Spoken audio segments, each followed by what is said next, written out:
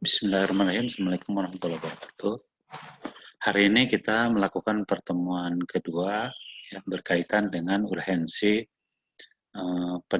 psikologi pendidikan berkaitan dengan peserta didik. Saya sengaja hari ini menggunakan Zoom meeting, kemudian saya transfer ke YouTube supaya Anda bisa membuka YouTube dan bisa membaca berulang-ulang.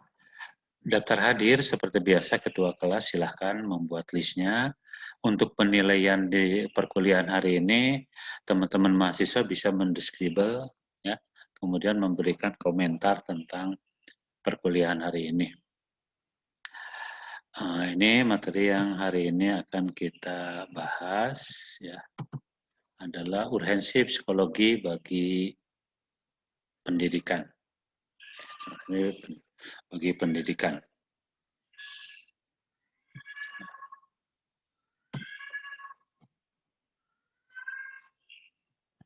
Oke. Hubungan antara pendidikan dan psikologi. Yang pertama, pendidikan selalu melibatkan kejiwaan manusia. Sehingga psikologi merupakan salah satu yang sangat penting dalam bidang pendidikan. Jadi, pendidikan itu pada prinsipnya adalah membangun jiwa manusia. Membangun jiwa manusia itu berbeda dengan membangun fisik. Ya. Nah, itu oleh karena itu harus menggunakan pendekatan kejiwaan, dan ilmu tentang kejiwaan hanya ada di psikologi.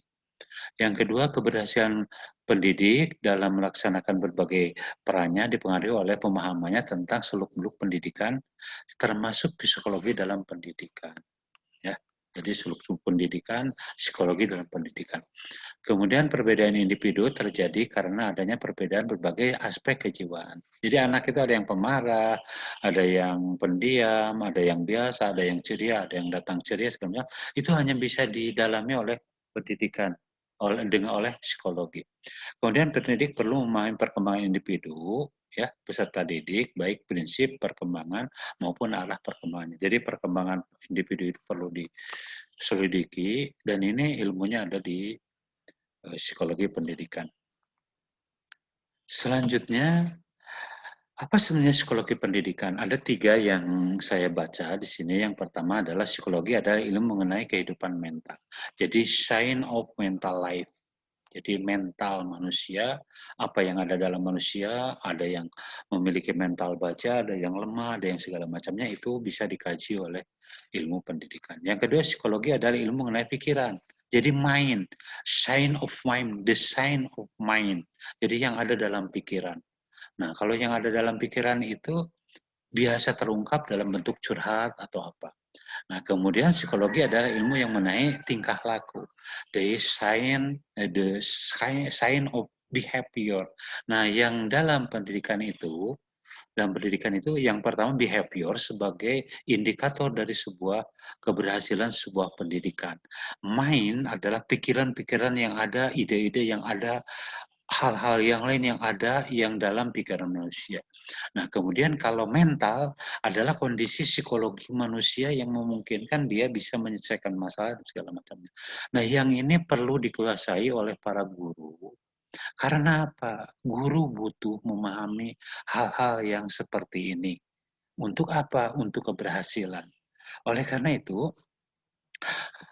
hal penting dalam kajian psikologi pendidikan itu, yang pertama, psikologi pendidikan adalah pengetahuan tentang pendidikan yang didasarkan atas hasil-hasil temuan riset psikologi.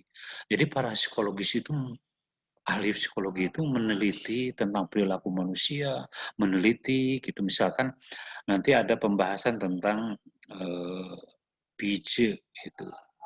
Piaget itu dia meneliti anaknya, dia sehingga melahirkan 4 pemikiran tentang taraf berpikir manusia, sensori motorik, praoperasional, dan sebagainya. Dan itu menjadi ilmu, dan nanti kita akan bahasan. Jadi kalau anak-anak yang ada posisi ini, treatmentnya seperti apa?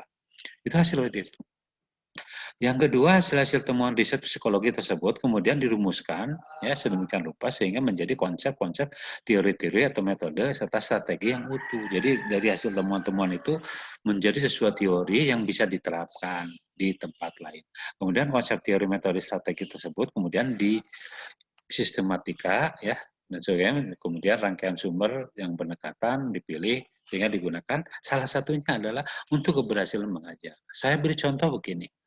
Kita tidak bisa mengajar materi-materi yang sangat tinggi, misalnya Anda dari jurusan matematika, tiba-tiba mengajar murid kita, misalnya ini anak SMP, kalkulus, itu nggak bisa.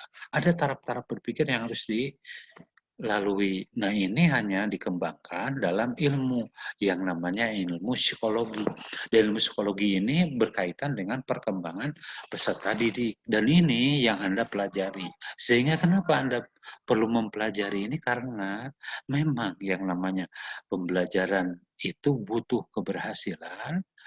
Salah satu strategi untuk membangun keberhasilan adalah bagaimana kita ya mengembangkan strategi yang benar untuk keberhasilan mereka, ya, keberhasilan mereka.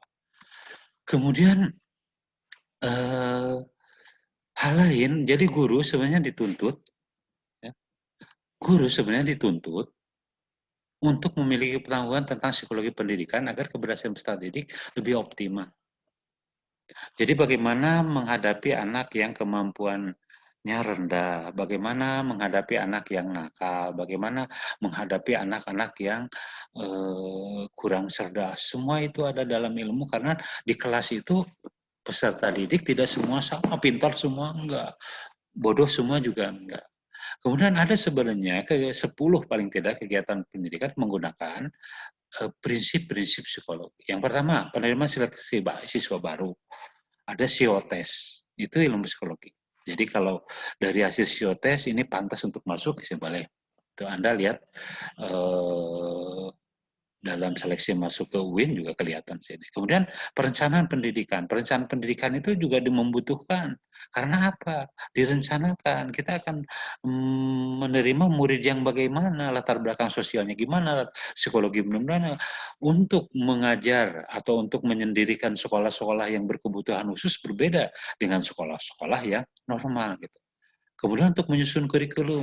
Kurikulum disusun tidak berdasarkan seenaknya. Makanya materi itu ada gradualisasinya, ada rendah, sedang, tinggi, terus sampai tinggi. Begitu juga dalam penelitian pendidikan. Penelitian pendidikan pasti melibatkan psikologi. Kemudian administrasi pendidikan. Administrasi pendidikan itu mendata anak yang memiliki kebutuhan khusus ini, anak yang tidak ini. Kemudian memilih materi pelajaran. Memilih materi pelajaran ketika kita berhadapan dengan anak-anak yang pintar, dia begitu cepat, maka kalau misalnya lebih cepat menyelesaikan materi, terus kita samakan dengan yang kurang, bisa mengganggu mereka. Maka diberi treatment, diberi tugas tambahan ini. Kemudian interaksi belajar mengajar. Misalnya menggunakan metode tidak menerangkan ceramah, menggunakan berbagai metode, sehingga melahirkan keberhasilan-keberhasilan. Kemudian pelayaran, bimbingan, dan penyuluhan jelas ya, ini anak-anak yang bermasalah, atau anak yang untuk penjurusan dan segala macamnya, itu menggunakan psikologi. Kemudian metode mengajar. Metode mengajar, Anda tahu sendiri, metode mengajar disesuaikan dengan kondisi psikologi, kondisi sosial, kondisi ya, yang ada dalam pendidikan. Kemudian mengukur evaluasi pembelajaran. Maka dalam evaluasi pembelajaran ada patokan-patokan, ada yang namanya PAN, ada PAP.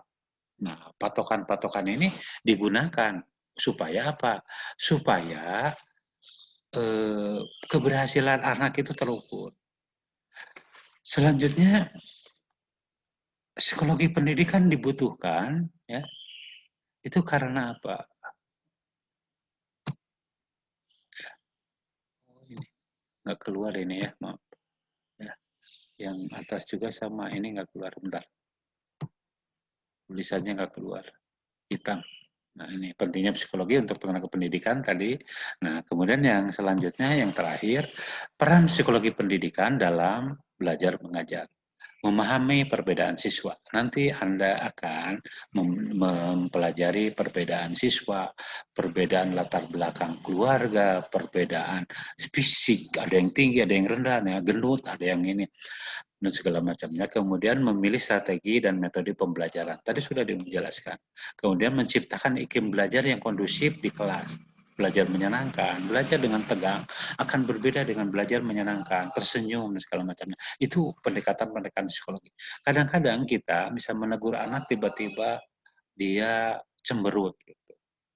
diajak senyum malah jadi marah. Itu kondisi psikologi dibentingkan.